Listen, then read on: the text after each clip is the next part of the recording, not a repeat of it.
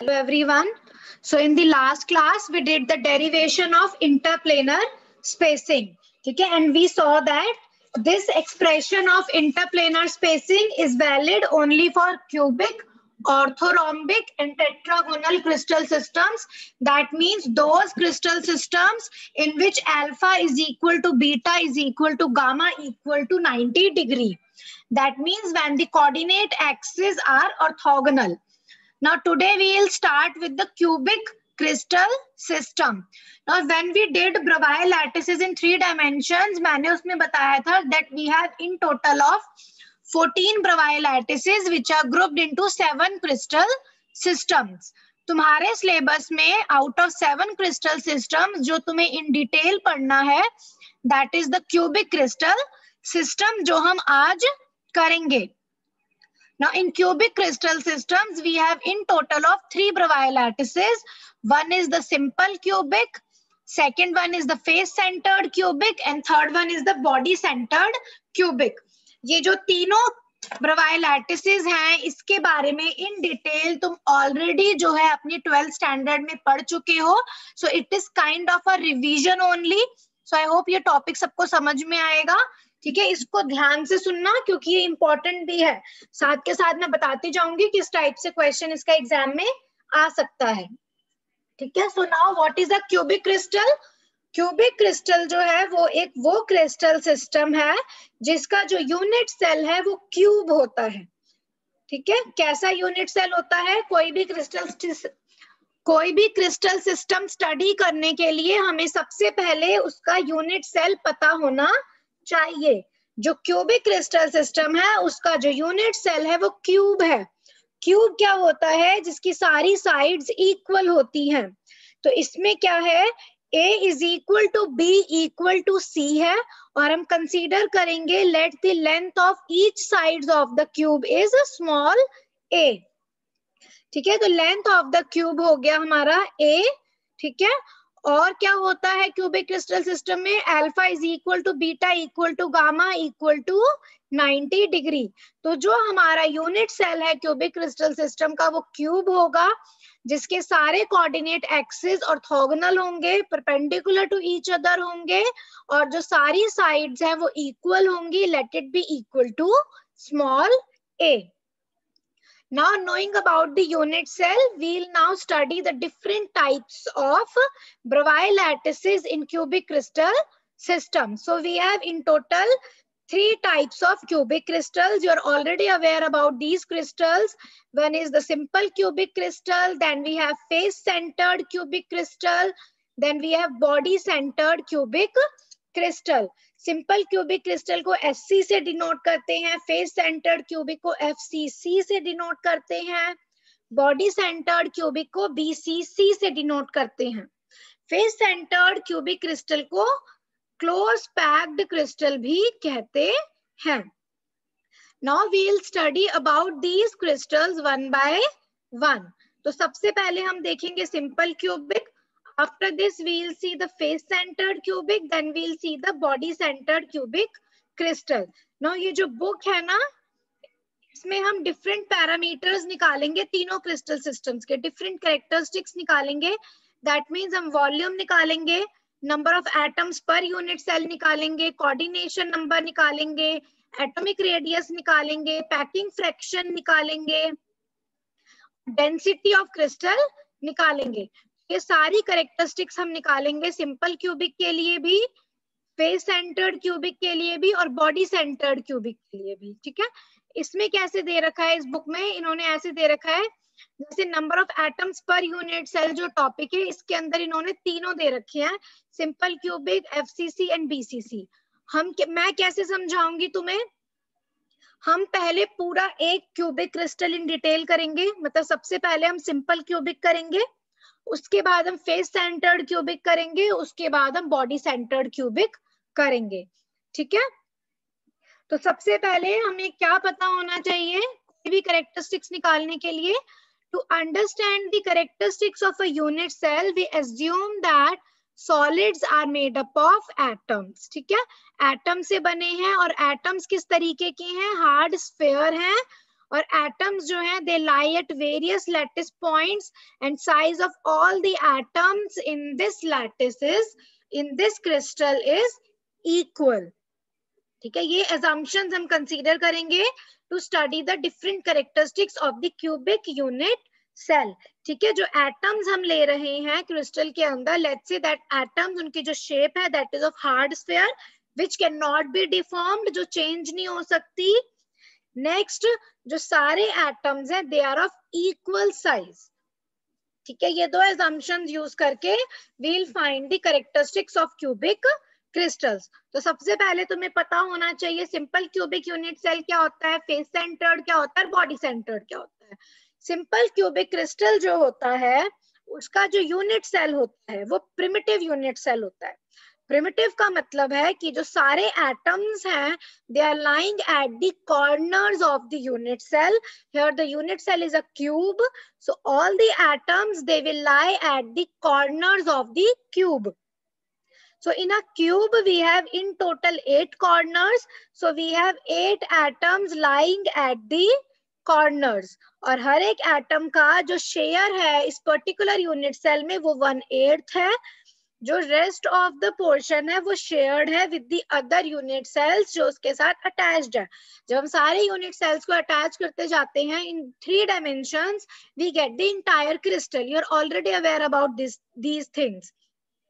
और ये भी तुम्हें ऑलरेडी पता होगा कि क्यों एटम का शेयर, कॉर्नर एटम का शेयर एक यूनिट सेल में 1/8 होता है if the size of the atom और the shape of the atom is considered to be a sphere.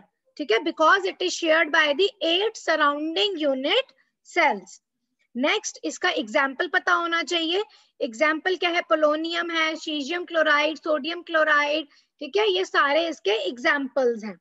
Next, face centred cubic crystal. Face centred cubic crystal का जो unit cell है उसमें सारे एटम्स जो है कॉर्नर्स पे प्रेजेंट होते हैं और एक एक एटम जो है हर एक फेस के सेंटर पे प्रेजेंट होता है। ये सब तुम्हें पता है। ठीक है, so we have in total 8 atoms at the corners और क्यूब में टोटल 6 फेसेस होते हैं। ठीक है, लेफ्ट, राइट, अप, डाउन और front and back. So we have in total of 6 faces. हर एक फेस के सेंटर पे एक एटम होगा।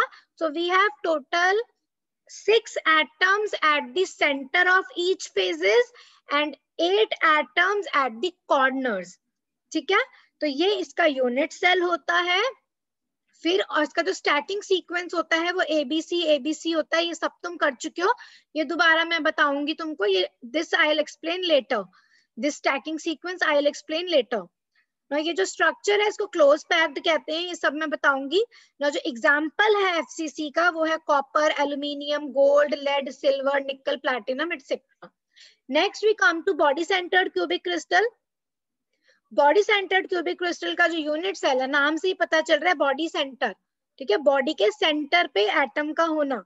तो ये जो यूनिट सेल है बीसीसी यूनिट सेल, इसमें जो सारे एटम्स हैं वो तो एक तो कॉर्नर्स पे प्रेजेंट होते हैं। So we have 8 atoms lying at the corners and 1 atom at the centre of the body of the unit cell.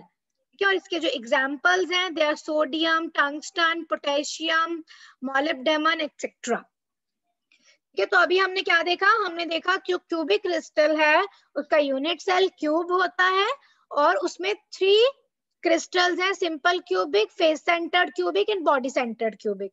फिर हमने तीनों के यूनिट सेल्स देखे। सिंपल क्यूबिक यूनिट सेल जो है उसमें एटम्स कॉर्नर पे हैं, फेस सेंटर्ड क्यूबिक में एटम्स कॉर्नर्स पे हैं और सारे फेसेस के सेंटर पे है।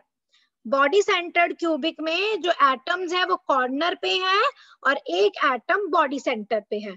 कि ये इसका यूनिट सेल है। यहाँ एटम जो है उसको रिप्लेस किया है बाय लैटिस पॉइंट ताकि जो ज्योमेट्री है वो विजिबल हो, अदरवाइज ज्योमेट्री विजिबल नहीं होगी अगर मैं सारे लैटिस पॉइंट पे एटम को लगा दूं। सिंपल क्यूबिक में we have 8 lattice points at the corner, so this is simple cubic lattice. Now this has become lattice. Face centered cubic lattice में we have 8 atoms at the corners and see हर एक face के center पे we have 6 atoms, 1 2 3 4, इस पूरे phase का ये centre है, ठीक है, इस पूरे फेज का ये सेंटर है, यहाँ पे मिसिंग है। नेक्स्ट बॉडी सेंटर में एक सेंटर पे प्रेजेंट है, ठीक है। Now knowing about the different types of unit cells in SC, FCC and BCC, we'll now proceed to characteristics of cubic crystals. यहाँ पे हम सारी characteristics को स्टडी करेंगे वन बाय वन।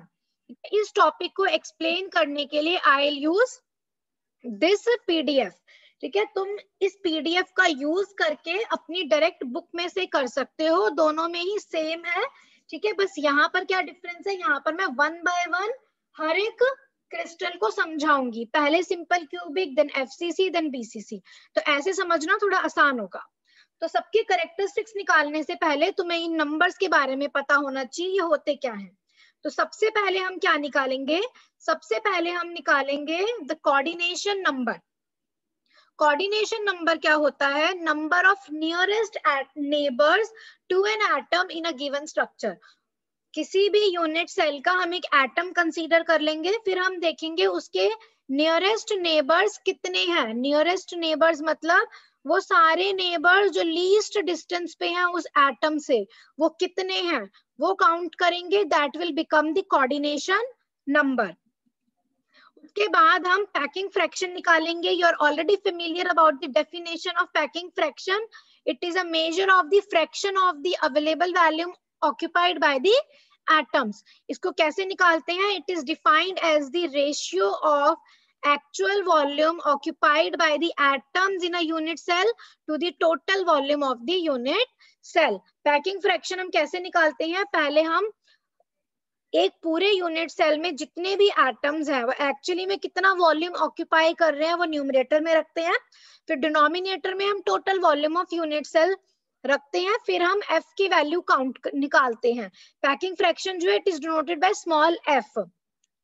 तो अब जो हमें ये f मिला, ये हमें क्या बताएगा कि यूनिट सेल के अंदर जो एटम्स प्रेजेंट है उन्होंने उस पूरे यूनिट सेल का कितना वॉल्यूम ऑक्यूपाई किया है। सो it is a measure of the fraction of the available volume occupied by the atoms. कितना ऑक्यूपाई किया है, आउट ऑफ 100% कितना परसेंटेज जो है एटम्स ने ऑक्यूपाई करा है, ये हम निकालेंगे। तो जितना ज्यादा ऑक्यूपाइड होगा उतना ही क्लोजली पैक्ड स्ट्रक्चर होगा, जितना कम ऑक्यूपाइड होगा उतना ही लूजली पैक्ड स्ट्रक्चर होगा। ये सब तुम्हें पता है already, it is just a repetition. Next हम निकालेंगे nearest neighbour distance. Nearest neighbour distance को स्मॉल r से डिनोट करते हैं if r is the radius of the sphere. ये मेरे पास एक एटम है, ये एक दूसरा एटम है, ये इसको टच कर रहा है, ठीक है। तो ये डिस्टेंस r है, ये डिस्टेंस भी r है। तो नियरेस्ट नेबर डिस्टेंस क्या होता है, सेंटर टू सेंटर डिस्टेंस। तो nearest neighbour distance is 2r। एक स्फीयर के सेंटर से दूसरे स्फीयर के सेंटर तक का distance, if r is the radius of this sphere and this sphere is nothing but the atom, so 2r is the nearest neighbor distance, which is the distance between the centers of two nearest neighboring atoms. Next, atomic radius. Atomic radius is the radius of the atom, which is r. So it is defined as the half of the nearest neighbor distance. That means 2r divided by, अगर मैं 2 कर दूं तो I'll get r, which is nothing but the radius of atom or the atomic radius. ये हम निकालेंगे। उसके बाद next we'll find the number of atoms in a unit cell. ये तुम सबको पता है, ठीक है। Total number of atoms in a unit cell निकालेंगे एससी, एफसीसी और बीसीसी के लिए, ठीक है। वेयर Ni, ये फॉर्मूला है कैपिटल N का, where Ni is the number of body centred atoms, Nf is the number of face centred atoms and Nc is the number of corner atoms. Ni जो है इसको 1 से multiply करा है, Nf को 2 से डिवाइड करा है, Nc को 8 से। क्यों, बॉडी सेंटर्ड एटम जो है वो पूरा लैटिस, वो पूरा यूनिट सेल के अंदर है, कोई भी जो नेबरिंग यूनिट सेल्स है वो उस एटम को शेयर नहीं कर रहे। तो वो पूरा का पूरा एटम जब यूनिट सेल के अंदर है तो यहाँ पर 1 से मल्टीप्लाई होगा। दूसरा Nf को हमने मल्टीप्लाई करा है 1/2 से। क्यों, क्योंकि जो फेस सेंटर्ड एटम है उसका हाफ ऑफ द जो फेस, सपोज ये मेरा एक फेस है यहाँ पर, इसको मैं लाइन से दिखा रही हूँ क्योंकि 2 डायमेंशनल पिक्चर बना सकती हूँ मैं इस पे। तो ये इस फेस के सेंटर पे जो एटम है जो स्फेयर की शेप में है, हाफ पोर्शन तो इस यूनिट सेल में है, हाफ पोर्शन दूसरे यूनिट सेल में है। तो एक पर्टिकुलर यूनिट सेल में इसका जो शेयर है वो 1/2 है। सिमिलरली जो कॉर्नर एटम्स है जो यूनिट सेल के कॉर्नर पे प्रेजेंट है, उसका शेयर जो एक पर्टिकुलर यूनिट सेल में है वो 1/8 शेयर है। बाकी जो 7/8 शेयर है वो दूसरे यूनिट सेल्स जो है उनके साथ शेयर्ड है। तो एनसी को हम मल्टीप्लाई करते हैं 1/8 से। Now we will start with the crystal structures one by one. सबसे पहले हम देखेंगे सिंपल क्यूबिक। तो सिंपल क्यूबिक में क्या है, 1 lattice point at each corners of the unit cell, so this is also called the primitive unit cell. In this structure, atoms are situated at the corners of the cube, touching each other along the edges. मतलब atoms जो है ऐसे present है at the corners, which are touching each other at the edges. ठीक है? Next, coordination number. इनका जो coordination number है वो हम कैसे निकालेंगे कि nearest neighbor atoms जो हैं इसके वो कौन कौन से हैं। Suppose मैं इस एटम को कंसीडर करती हूँ, ठीक है, और यहाँ पे मैं देखूंगी इस एटम के पास कौन कौन से एटम्स हैं। सारी साइड्स इक्वल है ए, तो एक एटम तो अगर मेरा एक एटम यहाँ पर हो गया, ठीक है, एक एटम यहाँ पर है, ठीक है, एक यहाँ पर है, ऐसी सिमिलरली एक इस तरफ होगा जब मैं यूनिट सेल को एक्सटेंड करूंगी 3 डायमेंशंस में, एक इस तरफ होगा और एक इस तरफ होगा, ठीक है, एक प्लस एक्स एक्सिस की तरफ होगा, एक माइनस एक्स एक्सिस की तरफ, एक प्लस वाई एक्सिस की तरफ, एक माइनस वाई एक्सिस की तरफ, एक प्लस जेड एक्सिस की तरफ, एक माइनस जेड एक्सिस की तरफ, ठीक है। So it has in total 6 nearest neighbours, so the coordination number is 6। अगर मैंने इस एटम को ओरिजिन ले लिया, let's say this atom is present at 0 0 0, तो ये जो कॉर्नर, ये जो एटम है जो यहाँ पे प्रेजेंट है अलोंग, अगर ये मेरा एक्स एक्सिस है तो इस एटम के कोऑर्डिनेट क्या होंगे, लेंथ अगर ए है, ए आई कैप, वाई और जेड के अक्रॉस तो 0 है कोऑर्डिनेट, तो इसका कोऑर्डिनेट होगा ए 0 0। तो वेक्टर फॉर्म में मैं इस पॉइंट को लिख सकती हूँ ए आई कैप, और यहाँ पे जो प्रेजेंट होगा एटम उसका जो कोऑर्डिनेट है वो क्या होगा, -A0 0, तो -AI कैप। तो यहाँ पर जो है हर एक एटम की पोजीशन लिख रखी है, ठीक है। Taking the atom at corner as the origin and x y z along the 3 axes passing through that corner, जो पोजीशंस आएंगी नियरेस्ट नेबर्स की वो क्या है, AI cap, -AI cap, AJ cap, -AJ cap, AK cap, -AK cap. So we have total 6 nearest neighbors, so the coordination number is 6. Next we have to find the nearest neighbor distance. Nearest neighbor distance क्या है, ये distance which is 2r, and 2r जो है किसके equal है, the length of this cube, and the length of cube is a, so the nearest neighbor distance is a. Next, number of atoms per unit cell. The number of body centered atoms है 0 है simple cubic में, number of face centred atoms भी 0 है, corner atoms 8 है, तो substitute in the formula n comes out to be 1. So the number of atoms per unit cell is 1. So this is nothing but a primitive unit cell, because for a primitive unit cell the number of lattice points per unit cell is 1. That means when all of the atoms or lattice points are situated at the corners of the unit cell. Now after this we have to find the packing fraction, which is very very important from your examinations point of view. Exam में जो है usually आता है सबका packing fraction निकालो, ठीक है। Packing fraction जो है वो निकालने के लिए तुम सबको ये सारी चीजें पता होनी चाहिए, एटॉमिक रेडियस वगैरह, number of atoms per unit cell, ठीक है। तो ये सारी चीजें मेंशन करनी है एग्जाम में जब पैकिंग फ्रैक्शन निकालोगे।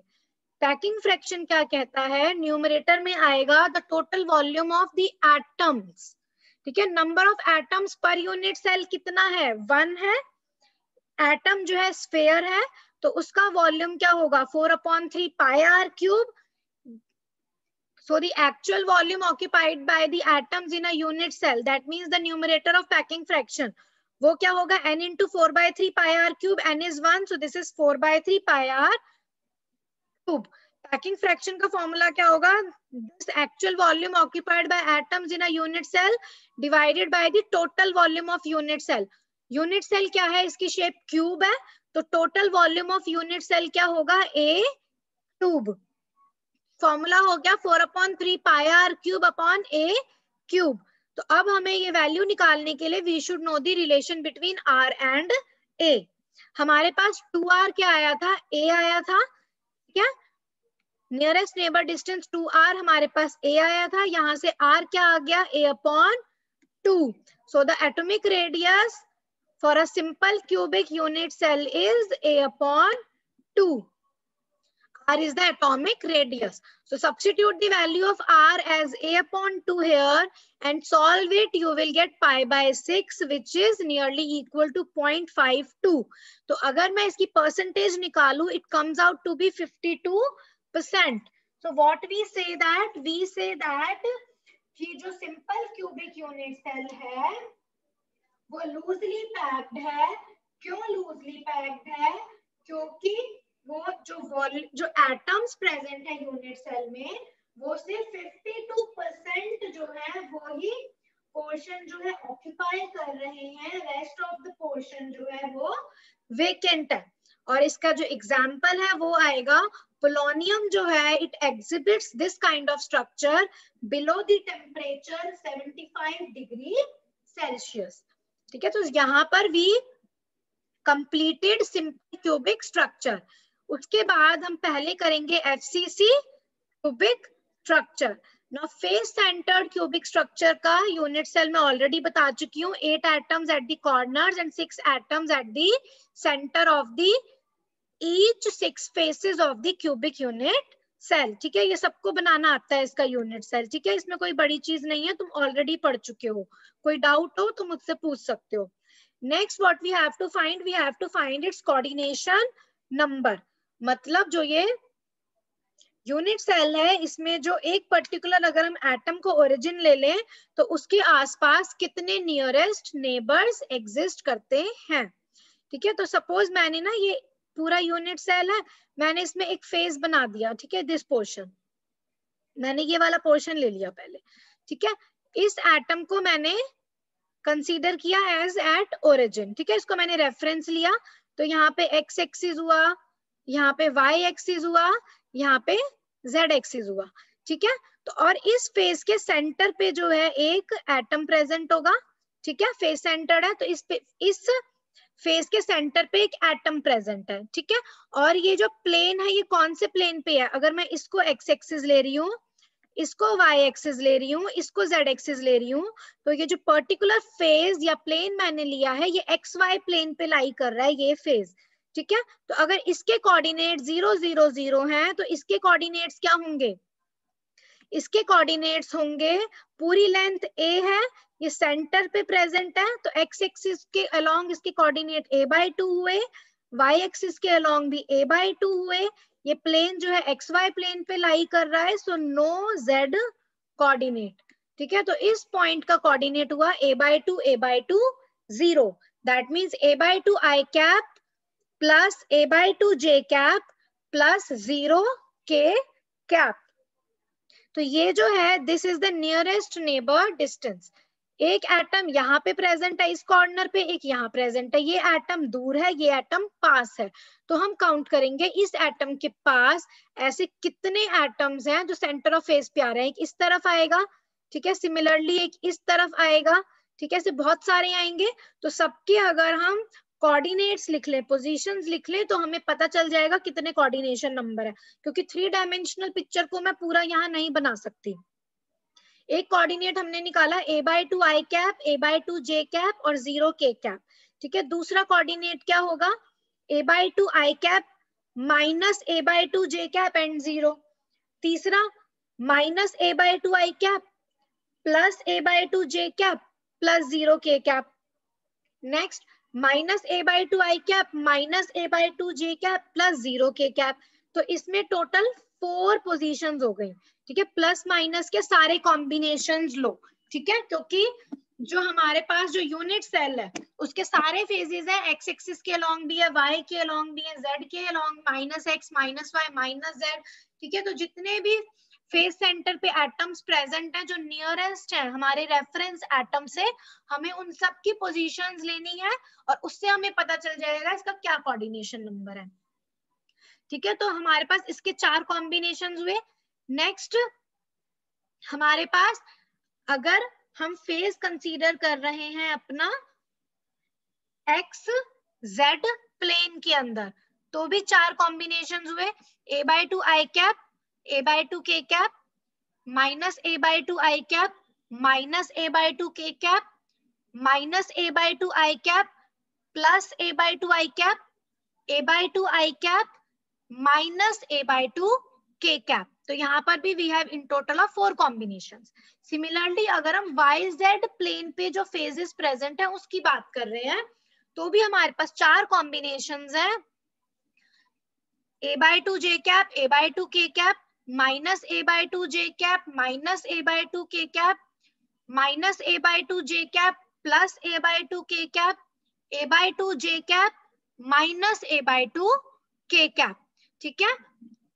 तो 4 4 4, so 4 plus 4 plus 4, that means 12. So the coordination number of FCC lattice is 12, ठीक है। 3 डायमेंशनल पिक्चर है, थोड़ा घर में भी सोचने की कोशिश करो। जिस रूम में बैठे हो, consider that room as cube. एक कॉर्नर एटम को ओरिजिन कंसीडर करो और वहां से x y z axis construct करो। फिर देखो 3 तो तुम्हारे अपने ही क्यूब के अंदर है फेस सेंटर्स जो उस ओरिजिन के नियरेस्ट हैं, एक एक्स वाई प्लेन पे, एक वाई जेड प्लेन पे, एक एक्स जेड प्लेन पे, ठीक है। फिर सिमिलरली जो है माइनस एक्स एक्सिस के अलोंग भी प्लेन्स है, minus y minus z axis के अलोंग भी। तो वहां से अगर देखोगे then you will find that you have in total of 12 nearest neighbors to that corner atom. So the coordination number is 12. Next we have to find the nearest neighbor distance. देखो nearest neighbour distance निकालने के 2 तरीके हैं। अगर तुम्हें 2 coordinates पता है x1 y1 z1, x2 y2 z2, तो मैथ्स में ऑलरेडी तुम ये फॉर्मूला कर चुके हो। डिस्टेंस बिटवीन 2 पॉइंट्स क्या होता है? Under root of x2 minus x1 whole square plus y2 minus y1 whole square plus z2 minus z1 whole square. एक इस फॉर्मूले से अगर तुम्हें 2 नियरेस्ट नेबर्स के कोऑर्डिनेट्स पता है तो उनके बीच का तुम डिस्टेंस निकाल सकते हो। एक हमें कोऑर्डिनेट पता है, इसका 0 0 0 है, इसका a/2 0 है। तो डिस्टेंस कैसे निकलेगा? Under root of a/2 minus 0 whole square plus a/2 minus 0 whole square plus 0 minus 0 whole square. तो यही फॉर्मूला आएगा, ठीक है। ये फॉर्मूला तुम पढ़ चुके हो मैथ्स में। Distance between 2 points under root x2 minus x1 whole square plus y2 minus y1 whole square plus z2 minus z1 whole square. यहाँ पे x1 y1 z1 को अगर हम 0 0 0 ले रहे हैं और x2 y2 z2 जो एटम का नियरेस्ट है वो हो गया a/2 0। तो यहाँ से हमारा नियरेस्ट नेबर डिस्टेंस निकल कर आया। इसको जब तुम ऐड करोगे ये क्या हो जाएगा? 2a square upon 4, that means under root 2 into a upon 2, that means a upon root 2, ठीक है। सो नियरेस्ट नेबर डिस्टेंस 2r हमारा कितना आया?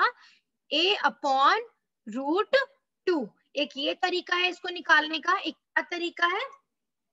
एक तरीका क्या है कि हमें यहां से मैंने एक ट्रायंगल कंस्ट्रक्ट कर लिया, this is the right angle triangle, ठीक है। हमें ये डिस्टेंस निकालना है इसके और इसके बीच में, ये नियरेस्ट नेबर्स है ना, हमें इसके बीच में निकालना है डिस्टेंस, ठीक है। ये एक एटम है विच इज स्फीयर, यहाँ पे भी एक एटम है विच इज स्फीयर, तो हमें ये डिस्टेंस निकालना है 2r। ये कैसे निकालेंगे? इस पूरे ट्रायंगल में अगर मैं पाइथागोरस थ्योरम लगाऊं तो क्या आएगा? ये सारी लेंथ इक्वल है, इसकी लेंथ भी a है, इसकी लेंथ भी a है, ठीक है। यहाँ पर भी एक एटम है जिसका रेडियस r है, तो इस पूरे की लेंथ क्या हो गई? इस पूरी लाइन की r plus 2r plus r, 4r, ठीक है। तो दूसरा तरीका क्या है नियरेस्ट नेबर डिस्टेंस निकालने का? 4r का होल स्क्वायर तुमने इस तरीके से निकाला होगा 12th में, is equal to a square plus a square, ठीक है, using Pythagoras theorem in this right angled triangle. तो यहां से जब तुम r निकालोगे तो it comes out to be a upon root 2 only, ठीक है। 4r स्क्वायर हो जाएगा equal to 2a square, so 16r square is equal to 2a square. तो यहाँ से जब r की वैल्यू निकालोगे, सॉरी 2r की, नियरेस्ट नेबर डिस्टेंस के लिए 2r निकालना है, तो 2r की वैल्यू आएगी a अपॉन रूट 2। इसको सॉल्व कर सकते हो। Next we have to find the number of atoms per unit cell. Number of body centred atom 0 है, फेस सेंटर 6 है, कॉर्नर 8 है। Substitute in the formula, number of atoms per unit cell comes out to be 4. So this unit cell is a non-primitive unit cell. Next step is to find the packing fraction of a FCC unit cell. तो packing fraction निकालने के लिए the volume of unit cell ये constant रहेगा, cube है, सारी sides equal है, तो वॉल्यूम ऑफ यूनिट सेल होगा a cube. Next we have to find the volume of atom, atom sphere है, so the volume of atom is 4/3 pi r cube. What will be the actual volume occupied by the atoms in a unit cell? Actual volume क्या होगा? Volume of atom into the total number of atoms in a unit cell. Total number of atoms 4 है, so 4 into 4/3 pi r cube. तो F हमारा हो गया 16 pi r cube upon 3 divided by a cube. Now we should know the relation between r and a. तो सीधा यहाँ से निकाल सकते हो, 2r is a upon root 2, so r comes out to be a upon 2 root 2. दूसरा इस फॉर्मूले से निकाल सकते हो बाय पाइथागोरस थ्योरम, ठीक है। 4r स्क्वायर, 4r का whole square is equal to a square plus a square, तो ये हो गया 16r square is equal to a square plus a square. 16r square is equal to 2a square, so 4r is equal to under root 2a, so r is equal to a upon 2 root 2, ठीक है। यही हमारा निकल कर आया था by using the formula of distance between 2 points। तो इसको जब सॉल्व किया, it comes out to be 0.74, in percentage form it is obviously 74%। इसका मतलब क्या है, पूरे यूनिट सेल का जो 74% पोर्शन है that is closely packed, ठीक है। This is the physical significance of finding the packing fraction. हम पैकिंग फ्रैक्शन क्यों निकालते हैं, ये देखने के लिए कि जो हमारा यूनिट सेल है वो कितना पैक्ड है। तो 74% of the portion of the face centred unit cell is packed, so it is also known as the closely packed structure, ठीक है। एग्जांपल्स जो है, these are the different examples you can see, ठीक है। Next we'll come to the next cubic structure, that is the body centered cubic structure। Body centred cubic structure जो है उसका unit cell क्या होता है, इसका यूनिट सेल है 8 atoms at the corners and 1 atom at the body centre. Now अब हमें इसका कोऑर्डिनेशन नंबर जो है वो निकालना है, तो ऐसे ही हम इसको कंसीडर करेंगे। Let's say this atom is at origin, यहाँ से हम 3 एक्सिस कंस्ट्रक्ट करेंगे, x, y एंड z, या इस एटम को ले लो ओरिजिन पे, ठीक है। तो यहाँ से हम कोई भी ले लो, अपना तुम रूम में चेक करो, ठीक है। अपना इसको 3D में इमेजिन करने की कोशिश करो। तो रूम के अंदर जो है वहां पे देखो कि जो तुम अगर रूम में जो क्यूब कंसीडर कर रहे हो उस क्यूब में एक्स वाई जेड एक्सिस को जब कंस्ट्रक्ट करोगे, जो बॉडी सेंटर्ड एटम है उसके क्या कोऑर्डिनेट्स होने चाहिए। तो मैंने इसको x ले लिया, इसको y ले लिया और इसको z ले लिया, ठीक है। तो इस एटम के कोऑर्डिनेट हुए 0 0 0। जो बॉडी सेंटर्ड एटम है वो सेंटर पे प्रेजेंट है, मतलब x एक्सिस से वो a/2 डिस्टेंस पे है, y एक्सिस से भी वो a/2 डिस्टेंस पे है और z एक्सिस से भी वो a/2 डिस्टेंस पे है। तो उसके कोऑर्डिनेट्स क्या होगा, a/2 i cap, a/2 j cap, a/2 k cap. ठीक है, ऐसे ही जो साथ में जो यूनिट सेल प्रेजेंट है वहां पे भी एक बॉडी सेंटर्ड एटम होगा, ठीक है, नीचे भी होगा, ऊपर भी होगा, लेफ्ट साइड पे भी होगा, राइट साइड पे भी होगा, ठीक है, बहुत सारे होंगे। अब उसको निकालने का सबसे आसान तरीका क्या है, सारे पॉजिटिव नेगेटिव के कॉम्बिनेशंस ले लो, ठीक है। एक हमारा आ गया जो इसके राइट साइड पे है वो हमें मिल गया a/2 i cap, a/2 j cap, a/2 k cap, इसकी ऑपोजिट साइड पे भी होगा, ठीक है। तो 6, तो हमारे टोटल कितने कॉम्बिनेशंस बने, a/2 a/2 a/2 minus a/2 plus a/2 plus a/2, मतलब जब सिंगल नेगेटिव है, एक कोऑर्डिनेट नेगेटिव है, उसके 3 कॉम्बिनेशंस हुए, एक बार x नेगेटिव है, एक बार y नेगेटिव है, एक बार z नेगेटिव है, 3 कॉम्बिनेशंस ये हुए। एक क्या होगा, एक बार xy नेगेटिव है, एक बार yz नेगेटिव है, एक बार xz नेगेटिव है, मतलब जब दो कोऑर्डिनेट्स जो है वो नेगेटिव आ रहे हैं, उसके भी 3 कॉम्बिनेशंस हो गए, 3 + 3 6। एक होगा जब सारे पॉजिटिव हैं 7, एक होगा जब सारे नेगेटिव हैं 8। So the coordination number should come out to be 8। तो इसको एग्जाम में अगर कोऑर्डिनेट्स के साथ लिखोगे तो ज्यादा प्रेजेंटेबल लगेगा और सामने वाले को भी ये चीज रियलाइज होगी कि हाँ ये जो बच्चा लिख रहा है इसको इसके पीछे की फिजिक्स क्लियर है, ये याद करके नहीं लिख रहा। और अगर पोजीशंस, एक सिंगल पोजीशन तो निकाल ही सकते हो, ठीक है, फिर सारे प्लस माइनस के कॉम्बिनेशंस ले लो, ठीक है, तो इस तरीके से कोऑर्डिनेशन नंबर निकल जाएगा। Next you have to find the nearest neighbour distance. अगर एक एटम ओरिजिन पे है 0 0 0, उसका जो नियरेस्ट नेबर है दैट मींस जो बॉडी सेंटर पे प्रेजेंट है उसके कोऑर्डिनेट्स है a/2 a/2 a/2। तो सिंपल फॉर्मूला लगाओ, √x2 - x1 whole square plus y2 - y1 whole square plus z2 - z1 whole square. तो नियरेस्ट नेबर डिस्टेंस 2r हो गया √a/2 - 0 whole square plus a/2 - 0 whole square plus a/2 - 0 whole square. So it comes out to be √3a/2। तो यहाँ पे nearest neighbour distance मिल गया और यहाँ से you can find the atomic radius r। अगर 2r √3a/2 है तो r हमारा आएगा √3a/4। So now we know the relation between r and a, so we can easily find the value of packing fraction। उससे पहले हम निकालेंगे number of atoms per unit cell. Number of body centred atoms 1 है, face centred 0 है, corners 8 है, n आ गया हमारे पास 2। BCC unit cell has 2 atoms per unit cell. So this is also the example of a non-primitive unit cell in which number of atoms per unit cell they are more than 1. Now next we have to find the packing fraction. This packing fraction is very important from your examinations point of view. Simple cubic का भी, face center का भी, body center का भी।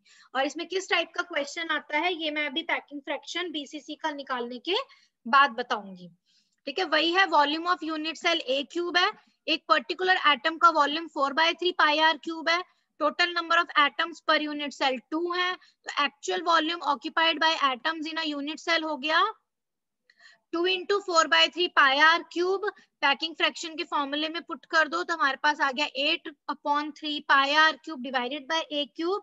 r और a के बीच में relation हमने ऑलरेडी निकाला था √3/4।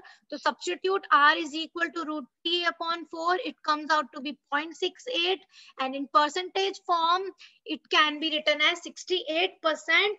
So that means in body centered cubic कितना पोर्शन जो है वो ऑक्यूपाइड है, the 68% portion of the unit cell is occupied by the atoms in the unit cell. तो सबसे ज्यादा क्लोजली पैक्ड स्ट्रक्चर कौन सा हुआ, simple cubic, face centred cubic और बॉडी सेंटर्ड क्यूबिक में से क्लोजली पैक्ड स्ट्रक्चर हुआ फेस सेंटर्ड क्यूबिक, उसके बाद हुआ बॉडी सेंटर्ड क्यूबिक, उसके बाद हुआ सिंपल क्यूबिक। इसके जो एग्जाम्पल्स हैं वो ये कुछ एग्जाम्पल्स हैं बॉडी सेंटर्ड क्यूबिक के। नेक्स्ट एक और चीज, इस तरीके से भी निकाल सकते हैं हम नियरेस्ट नेबर डिस्टेंस 2r और atomic radius r. That means we can find the relation between r and a using this relation also. इस तरीके से ही तुमने 12th स्टैंडर्ड में निकाला होगा. तुम्हारे ऊपर है, किसी भी तरीके से निकाल सकते हो, जो तुम्हें इजी लगे उस तरीके से निकालो. ठीक है, ये कैसे निकाला हमने, देखो ये हमने ऑलरेडी देखा था. अगर ये डिस्टेंस a है, ये डिस्टेंस a है, तो ये डिस्टेंस जो है with the help of Pythagoras theorem it will come out to be √2a. ये हमने फेस सेंटर में देखा था.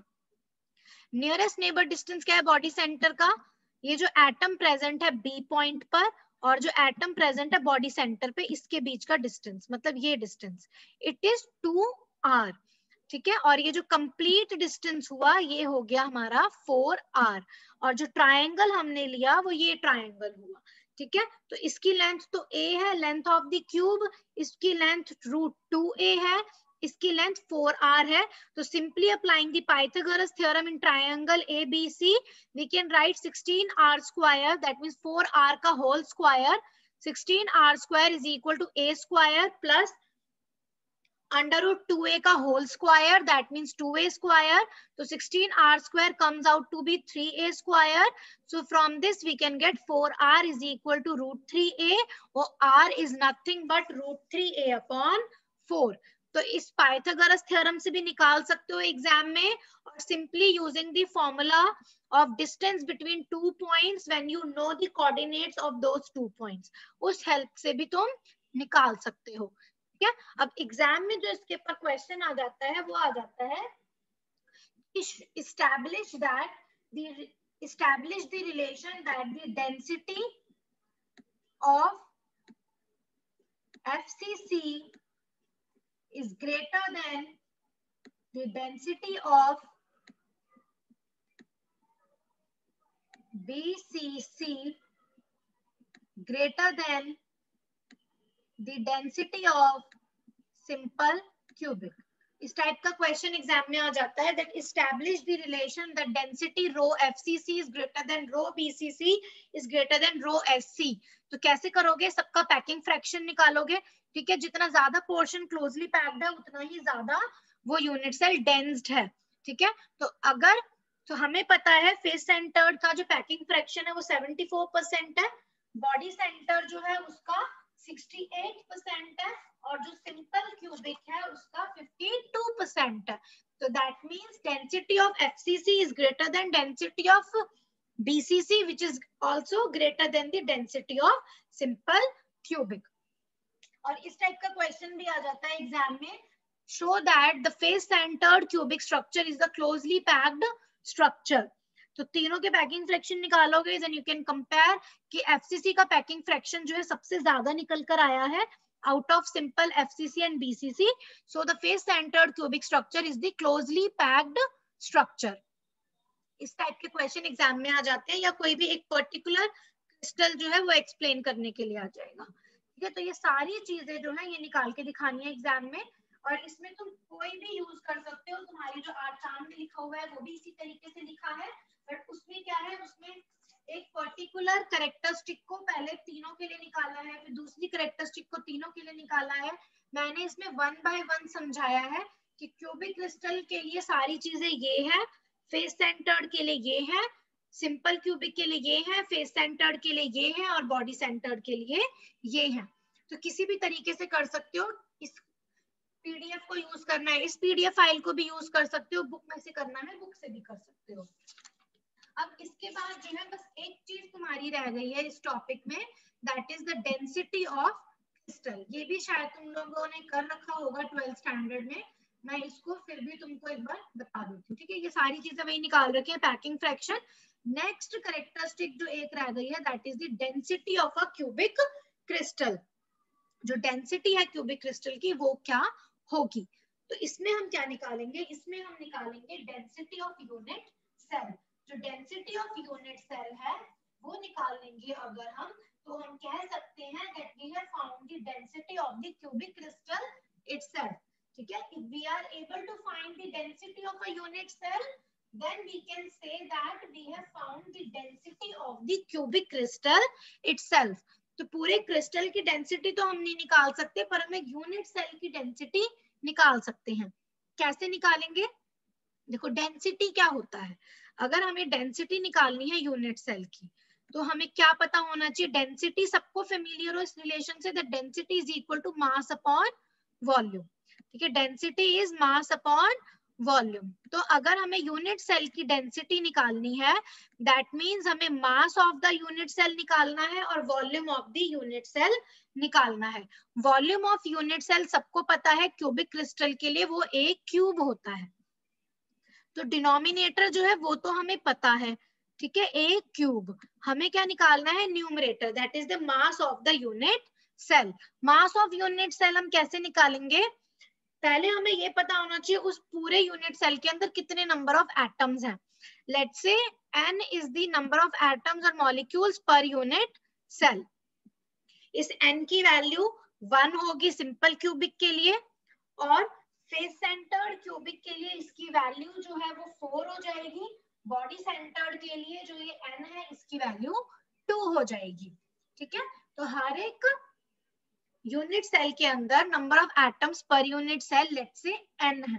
फिर हमें एक अगर एटम का मास पता चल गया तो हम अगर उसको n से मल्टीप्लाई कर दें, स्मॉल n से, तो हमें total mass of unit cell मिल जाएगा। ठीक है, मास ऑफ यूनिट सेल क्या होगा? उस यूनिट सेल के अंदर जितने एटम्स प्रेजेंट है उन सबका टोटल मास।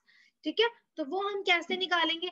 सारे एटम्स जो है वो स्पेयर हैं, सारे एटम सेम साइज के हैं। अगर हमें एक एटम का मास मिल गया और हम उसको मल्टीप्लाई कर दें टोटल नंबर ऑफ एटम से, तो हमें सारे एटम्स का मास मिल गया, which is nothing but the mass of the unit cell. तो अब हमें क्या निकालना है? हमें एक पर्टिकुलर एटम या मॉलिक्यूल जो इस यूनिट सेल में प्रेजेंट है उसका मास निकालना है। वो हम कैसे निकालेंगे? तुम्हें एग्जाम में जो क्वेश्चन इसके न्यूमेरिकल्स आ जाते हैं एग्जाम में, तो ये फॉर्मूला इसका जरूर याद रखना है, डिराइव करने के लिए भी आ जाता है। Suppose let's say m is the mass of the crystal. Crystal का मास जो है तुम्हें गिवन होगा। ठीक है, m जो है मास ऑफ द क्रिस्टल है, स्मॉल n क्या है? नंबर ऑफ मॉलिक्यूल्स या एटम्स पर यूनिट सेल है। इसकी वैल्यू भी हमें पता है, सिंपल क्यूबिक में 1 होगी, फेस सेंटर में 4 होगी, बॉडी सेंटर में 2 होगी। और n जो है वो हमारा एवोगैड्रो नंबर है। एवोगैड्रो नंबर जो है उसकी वैल्यू भी सबको पता है।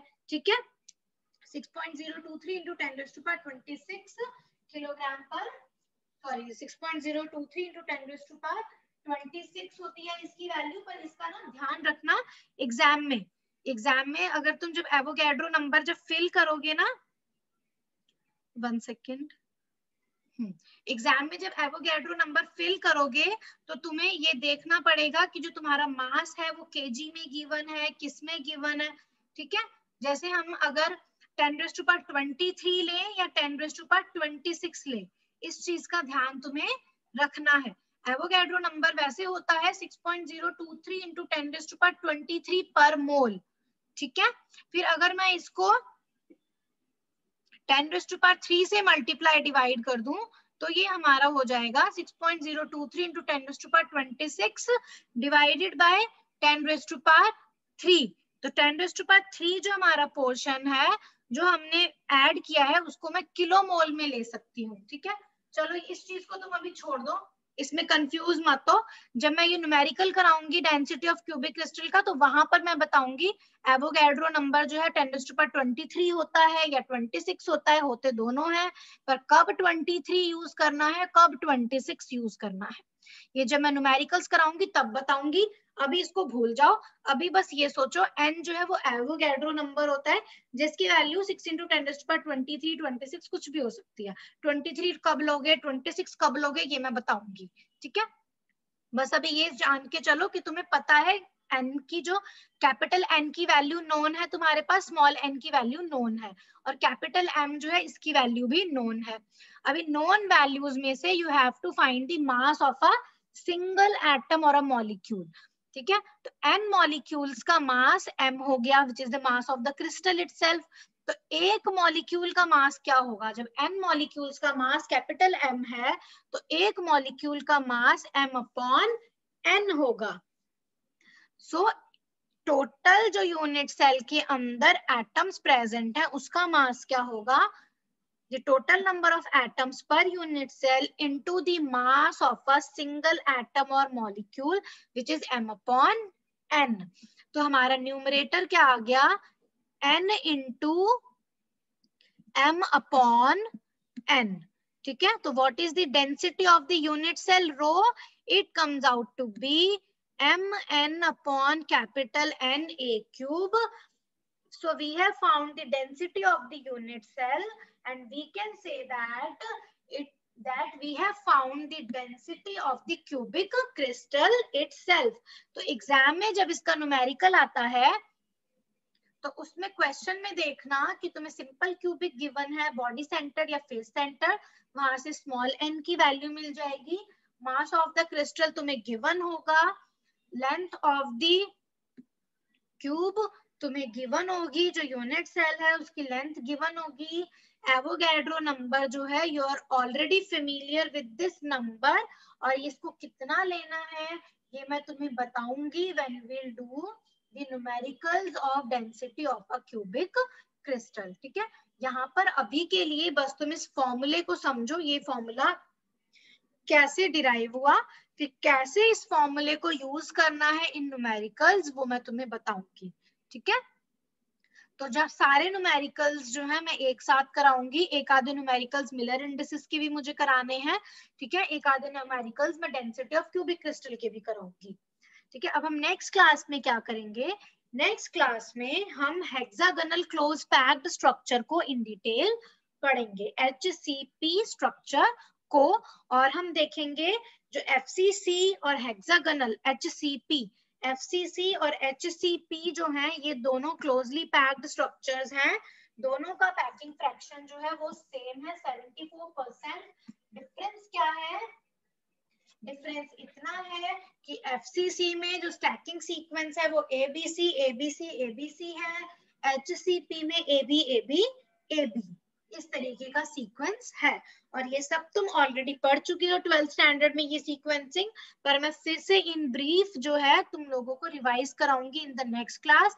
Then we will study HCP structure in detail, hexagonal close packed structure.